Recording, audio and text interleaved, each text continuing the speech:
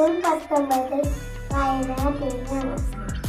വായിച്ചാൽ വളരും, വായിച്ചില്ലെങ്കിലും വളരും.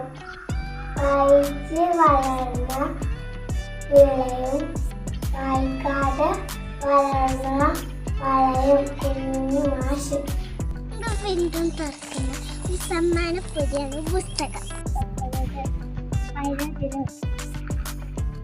വായിച്ച് വളരുക, തേടുക. ലോകത്ത് വായനയുടെ വായനാ ദിനം.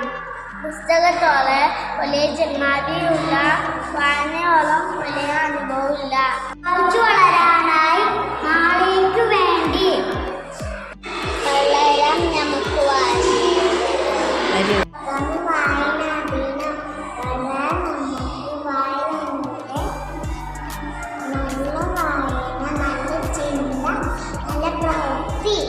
ജൂൺ 19 വായനാ ദിനം. ശരീരത്തിന് വ്യായാമം പോലെയാണ് മനസ്സിന് വായന. വായനാ ദിനം. വായിച്ചു വളരുക,